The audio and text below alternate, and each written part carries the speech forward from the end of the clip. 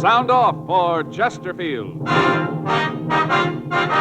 Chesterfield, the only cigarette in America to give you premium quality in both regular and king size, brings you Dragnet.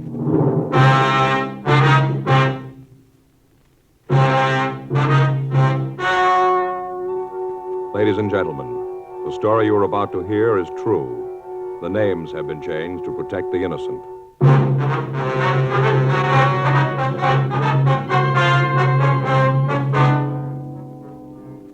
You're a detective sergeant. You're assigned to narcotics detail. A steady flow of heroin has been making its way into your city. Most of it has fallen into the hands of teenagers. You don't know the source or the head man of the operation. Your job, stop it. The modern way to sell cigarettes is the Chesterfield way. Premium quality in both regular and king size. And we're the only one that gives it to you. Premium quality in a cigarette means the world's best tobaccos, the best ingredients, the best cigarette paper. Only Chesterfield gives you this premium quality in both popular sizes. King-size Chesterfield contains tobaccos of better quality and higher price than any other king-size cigarette. Well, that's certainly important to every king-size smoker. Of course, it's the same fine tobacco as in regular Chesterfield. There is absolutely no difference, except that king-size Chesterfield gives you more than a fifth longer smoke. Yes, the modern way to sell cigarettes is the Chesterfield way. Premium quality, both regular and king size. Chesterfield is much milder. Chesterfield is best for you.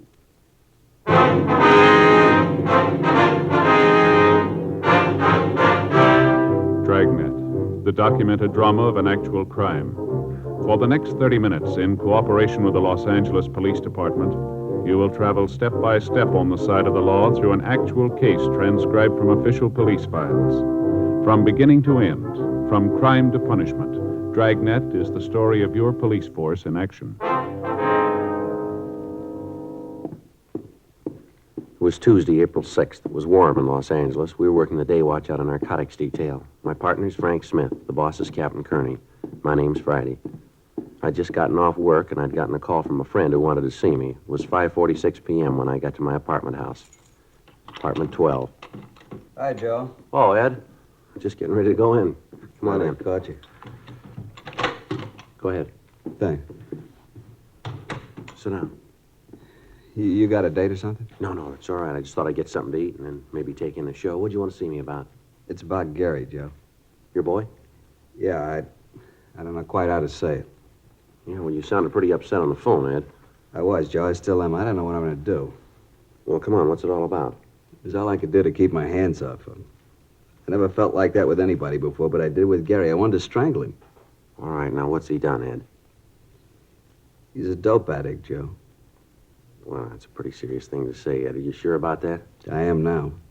First, I couldn't believe it, but tonight, Helen and I went through his room. We found this. Here. Uh-huh. Open it. See? Yeah. Looks like a layout. I couldn't find any drugs in it. I know that he's using them, though. Spoon, eyedropper, needle. Yeah, everything's here. Where'd you find this, Ed? In his room.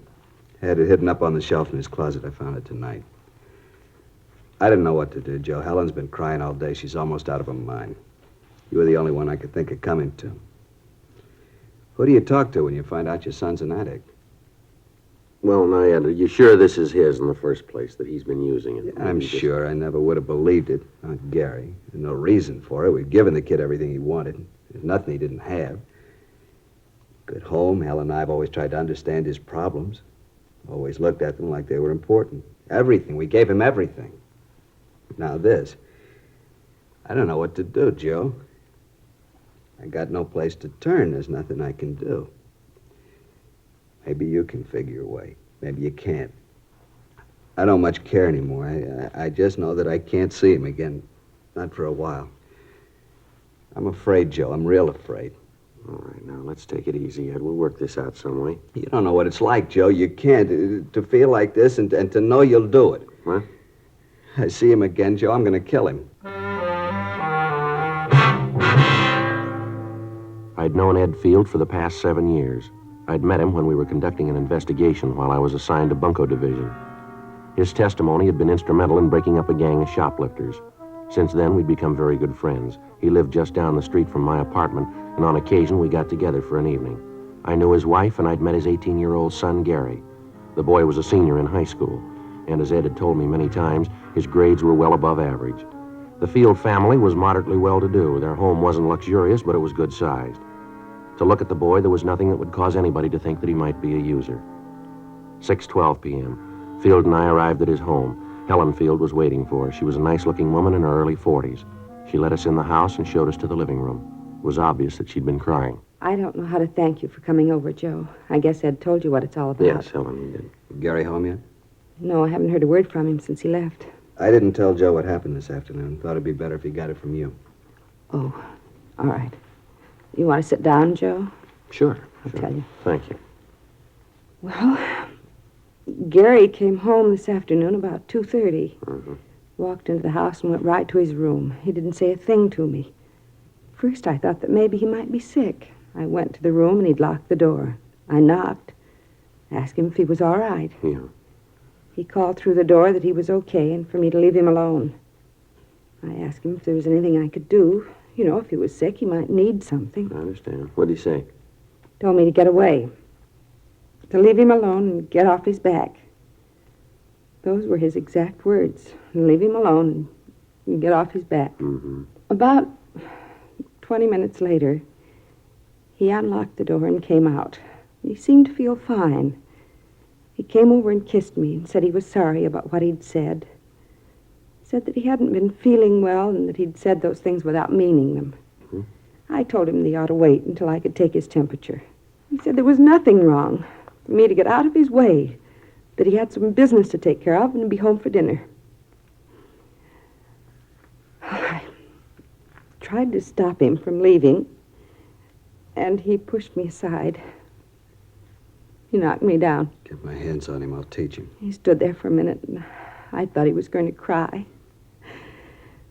But he just turned around and walked out. Well, you any idea where he might have gone? What this business was that he was going to take care of? No, not the slightest idea. You can see what we're up against, Joe. I'm afraid to even see the boy. Yeah. When did you first figure that he might be using narcotics? When I came home, Helen told me what had happened. I thought about what would make the kid do a thing like this. The more I thought about it, the more there had to be only one reason. That's when Helen and I went through his room and found that kit. Mm-hmm. Has the boy been ill at all lately? Under a doctor's care? Something that you might not know about? No. I'm sure that if he was, we'd know about it. I want to see you, Gary. Yeah, I'll be right with him. I want to see you right now. You'll have to wait. Maybe there's something wrong with your ears, son. I'm not going to take that from you. Please, Ed, don't do something you're going to regret. Now listen, Helen, that boy's 18 years old. For all that time, we've done everything we could for him. We've given him a lot more than most boys his age have. I'm not going to stand by and see it all blow up just because he's a kid. That's no excuse. I want an answer for all this. What he's been doing, what happened this afternoon. I want those answers, and I want them now. Remember, he's only a boy. And I'm getting sick of that, too. Where is it? Now listen, boy, I know what's been going on. I want to talk to you about it. I don't want you to lecture me. All I want to know is where's the kid. Take it easy, son. What are you doing here? I asked him to come over. You can turn me in, huh? Your dad asked me to come over to see if I could help here. I don't need nothing from you, cop. I want the layout. Where is it? You aren't going to use that anymore. I want the layout. I gotta have it. Where is it? Please, Gary, don't get your father any more mad than he is. I don't care how sore he is or how sore he gets. I want the layout. I want it now. I can't think of any more simple way to say it. If I have to take it away from you, then I'll do it your way. You lousy bum. I'll teach you to talk to All right, take it easy, Ed. This isn't going to get you anywhere now. Come on, settle down, both of you. Get out of here. Get him out of here. Joe, I swear I'll break him in two. Please, Ed, Joe, do something. Let him go. Let him go. It's about time he found out I'm old enough to call things my way. Go on, let him go. I'm not afraid of him. I'm not afraid of you either, cop. I'm not worried about anybody. All I want is that kit. I gotta have it. I got it. I'll give it to me and we can talk then. I gotta have it fixed. I got it. Joe, do something, please. All right, come on, sit down. Sit down, boy. This has gone far enough here. Now, let's get a few things straight. You're not going to have any more of that. We'll see that a doctor looks at you. He'll do what he can, but you've had it. No more narcotics for you, now face it. You want me to tell you where you stand? You're a user. Any way you slice it, this had to happen. I don't want anything from you. Why don't you just leave me alone? I can't do that. Let me see your arm. Come on, roll up your sleeve. Do what he says, Gary. Yeah. Both arms, huh? I'd take a joy pop once in a Now, while. don't con me, Gary. You got it bad, and it's going to get worse. You didn't get that arm from chipping with the stuff. The kit we found. You don't need to lay out that big to joy pop. You've been mainlining it for quite a while. I know it, and so do you. You holding now? Come on, boy, answer me. You holding now? Yeah? Well, let's have it. I'm not going to give it to you. You got no choice, son. Either you give it to me or I'll take it. All right, here it is. How big a habit you got? Not big. How big? Couple of bucks. Now, come on, boy. Let's have a straight answer. 25 a day. $25 a day. That's a lot of narcotics, isn't it? That's what it takes. Where's it come from? Come on, who's your connection? You maybe got me, but I'm not going to be a fink. You got to let me go at that. I can't do that. Now, where'd you get this stuff? How about that doctor? You going to do something about We'll that? talk to him. Talking to him ain't going to do any good. I got to have a fix. I'm beginning to fall apart. Come on now, be a pal. Let me have a fix. I'll tell you all about it then. You got the kit. You got the stuff. Come on, be a sport. No huh? go. You can't do it. Come on, let's go downtown. You're going to take him to jail, Joe? I'll take him down to Georgia Street Receiving Hospital. The doctor can look at him there. We're going to have to hold him for a while, Miss Field. Why'd you do it, Gary? Why? Can't you tell me? Is it something your father and I have done? There's got to be a reason. What is it? Oh, please, Gary, tell me. Come on, let's get out of here. Can we see him after he gets there, Joe? Yeah, I'll call you, Ed. Don't you want to say goodbye to your mother, son?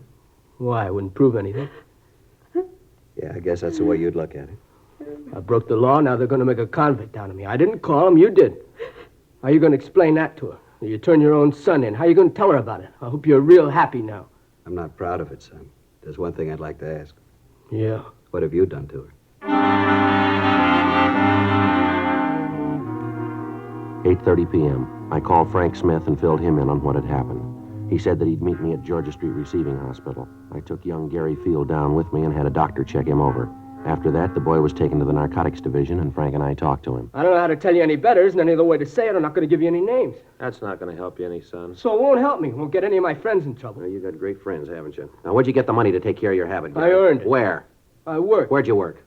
Look, it's getting late. That stuff the doctor gave me didn't do any good. I still need a fix now. I'm getting sick. Do what you got to do. Let's get this over with. Now, look, this is going to be the same in the morning, son. We're going to keep asking questions till you come up with the right answers. Look, cop, I don't want any favors from you. Now leave me alone. We're only trying to help you, boy. Oh, get off my side. Now, I need nothing from you. You saw your duty and you did it. That makes you a big man, huh?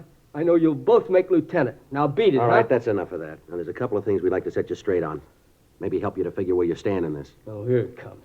What do? Give you a license to preach when they hand you the badge? That's enough of that, youngster. Come on, get off my back, cop. If my old man hadn't turned fink, you'd never have got me. Where you going? I'm getting out of Now, here. sit down. Sit down. All right, young fella, you want to be a big man? That's the way it's going to be. I'm going to tell you that you get no special treatment here because I know your parents. You'll be treated just like any other user. You're getting a little of the edge because you're a youngster. There's not a pound of honesty or integrity in your distorted mind. The simple way would be to drop you in a cell and let you sweat out the cure, let you fall apart if you had to. Let me tell you this. We're going to get the connection that's been supplying you, and then we're going to get the man behind him. I don't much care about them, but I do care about the kids around you. You got a big habit. Takes a lot of money to keep up a habit like that. I've seen kids like you before, and there's only so many ways to get that money. You steal it or you start pushing narcotics yourself. I don't think you're stealing, so you got to be pushing it. That means that you probably got other kids hooked on it. Other youngsters that have got trouble because of you. Mules that are dragging your wagon for you. Your folks will maybe forgive you for what you've done to them, but they'll never be able to buy what you did to the other kids. You had a chance to help yourself and help the rest of them. You had a chance to do something good for somebody else, and you wouldn't take it. Well, you're playing it smart, big boy. Keep playing it that way when you end up in a jail cell, will you? You through, cop? Yeah, I'm through. Fine, let me get some sleep, huh? Let's go, Frank.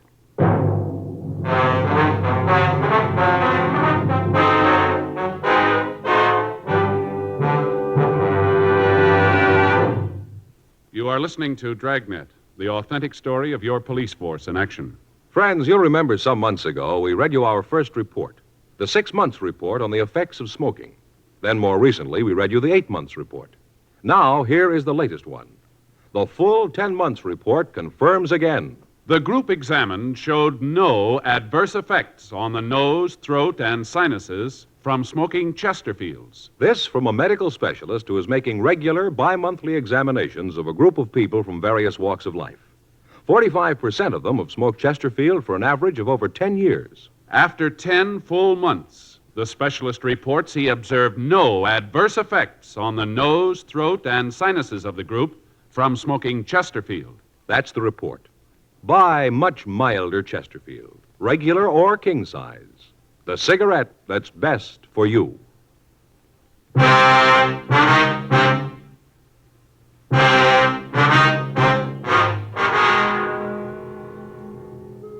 Gary Field was taken to the main jail and booked.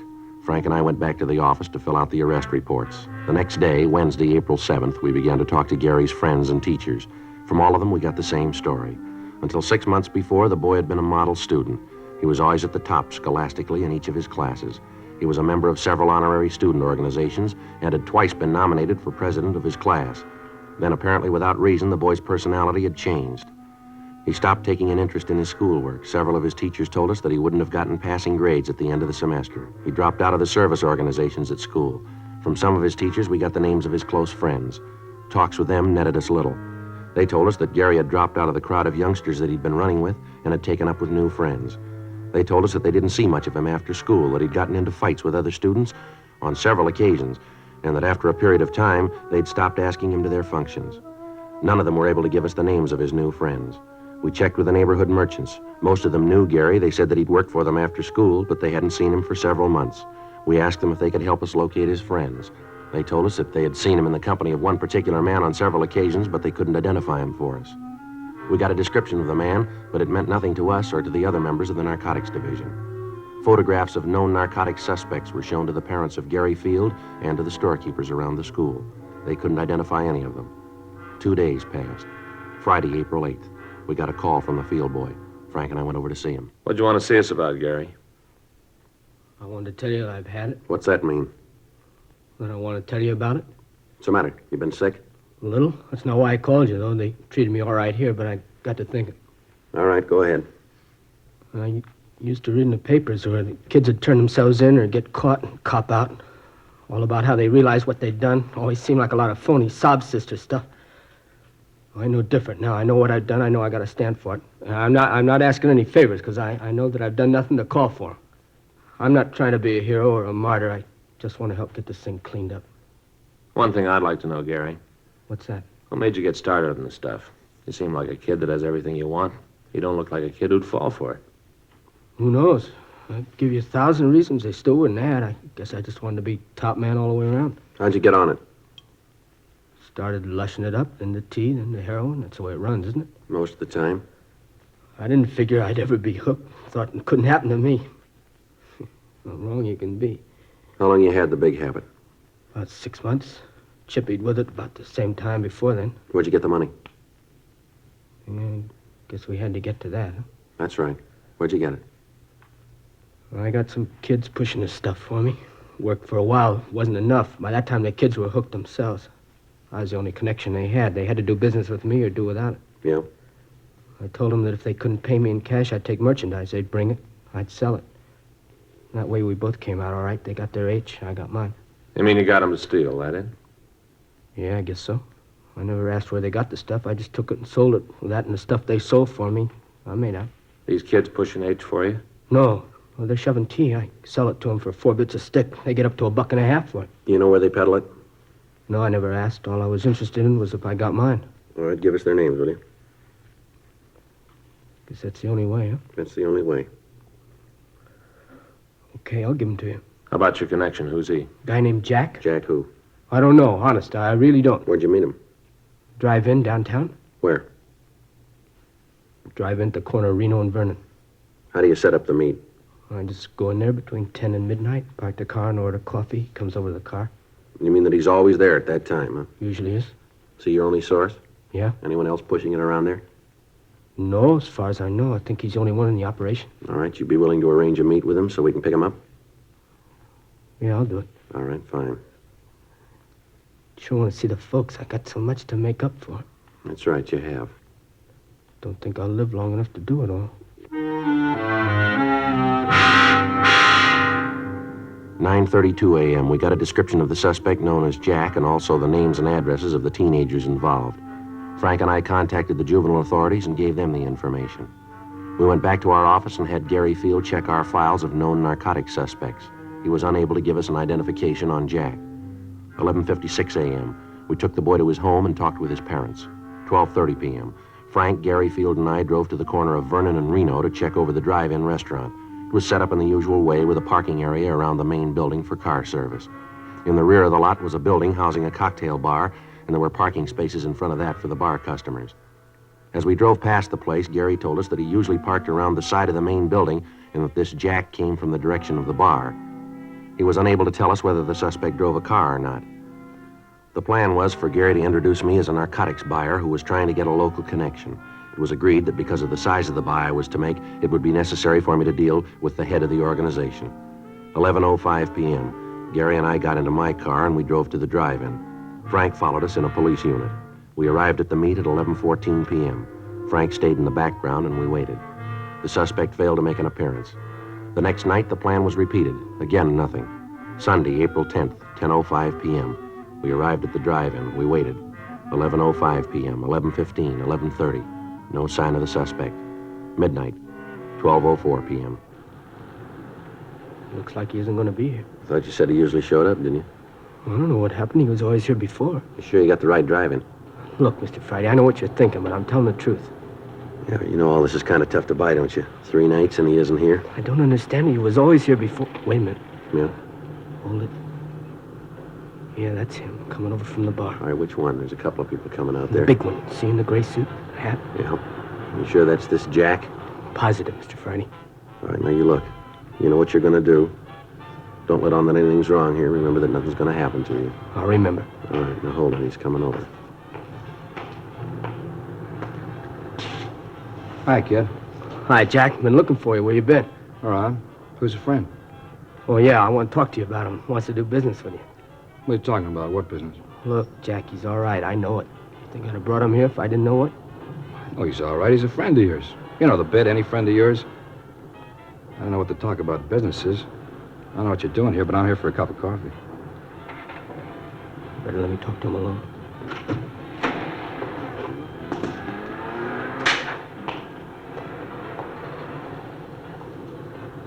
What are you trying to prove, bringing the guy here? Who is he? Friend of mine? Told you once, I told you 1,000 times. Don't ever bring nobody with you, haven't I told you, huh? Oh, yeah, but he's okay. He wants to make a buy, a big one. Crazy kid, you told him about it? Look, he's okay now. I know it. Look, Jack, we both stand to do all right from this. I kind of figured if he bought from you, you might give me a little piece of it. You know, sort of say thanks for the business. How long you known this guy? Long time. How long? A couple of years. How come I never seen him before? He doesn't hang around this part of town. What's he doing here now? Like I said, trying to make a buy. Where'd you meet him? Before I met you, I used to buy stuff from him. He moved out of town, went up north, does business up there. Last couple of days, I couldn't get in touch with you. I ran into him. He fixed me up. And then he told me he wanted to buy. Right away, I thought of you. All right, I'll talk to him. But I ain't making no deal. You just talk to him. You'll find out everything's okay. All right. You let me do the talking.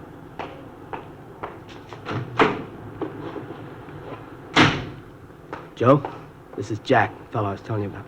Hi. Hi. Kidder tells me you're down on business, all right? Yeah, I'm looking around. Nice place, L.A. A lot of business to do here. What line you? Whatever pays me. Where you from? Up north. Mm-hmm. How long you known Gary here? Now, you listen to me. I haven't got all night to stand around here and guzzle his stale coffee with you. The kid told you what I want. Now, it boils down to one simple question. You want to do business or don't you? Going kind of fast, aren't you? I haven't got a lot of time. I don't like to deal that way. All right, kid, let's get out of here. Should have known better than to figure on dealing with a small-time operator. I told you that before. What do you mean by that? You read it any way you want. Now, let's go, son. See you around, mister. Hey, hold on. No need to get sore about it. Just have to be careful. You know how it is. Now, you listen. I was shoving horse when you were playing with marbles. I've outgrown the kid games. I thought I could make a buy. I see I was wrong. Maybe not. What? I said maybe we could do business. I gotta have it tonight. How much you need? I need an ounce. It's got to be good. Mm-hmm. I haven't got that much with me. How much have you got? I only got 12 bindles with me. How much?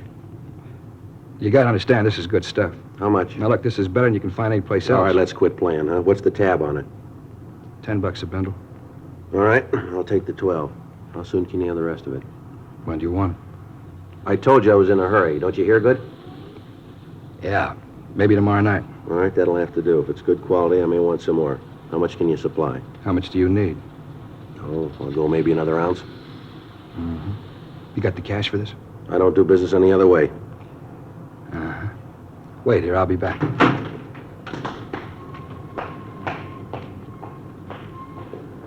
It's all right, isn't it, Mr. Frank? Yeah, Gary, everything's fine. You see where he's going? No, it's too dark. Don't you worry about it. Frank will see where he goes. I'll be glad when this is over. All right, hold it.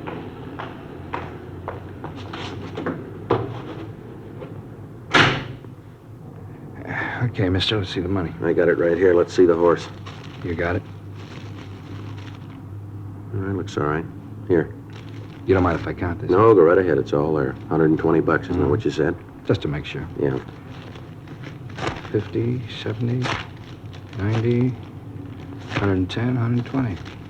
Yeah, right, it's all here. Mm-hmm. Well, I'll see you tomorrow night, huh? Yeah, sure. I want to tell you, it's nice to do business with you. It's been a real pleasure. Well, it works both ways, mister. Mm-hmm. Well, I hope to see a lot more of you. You will. You're under arrest.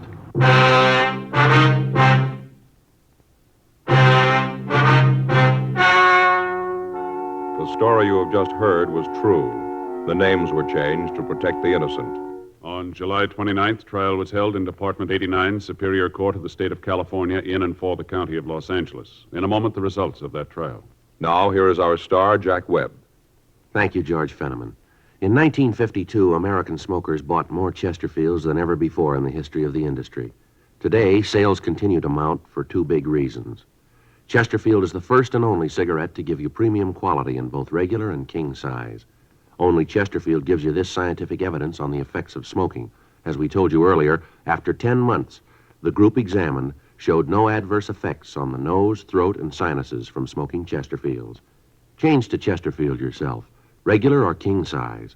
Chesterfield is much milder. Chesterfield is best for you.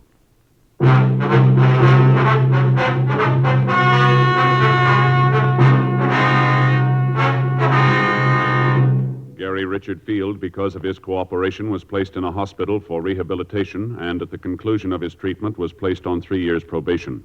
The other juveniles involved were handled through the juvenile court and received sentences comparable with his. Jack Alexander Williams was tried and found guilty of violation of the State Narcotic Act, a felony, and was sentenced to the state penitentiary for the term as prescribed by law.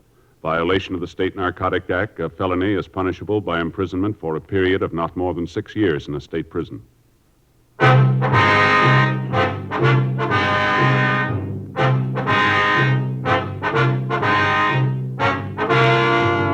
You have just heard Dragnet, a series of authentic cases from official files.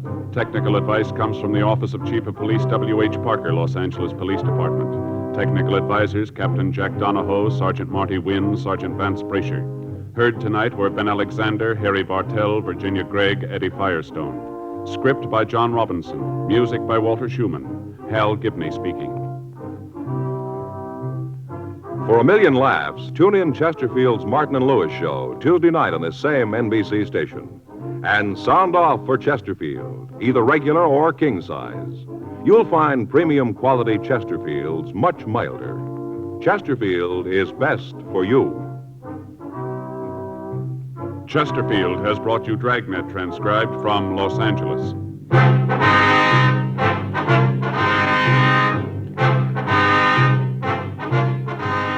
Tonight, it's Adventure with Barry Craig, confidential investigator on NBC.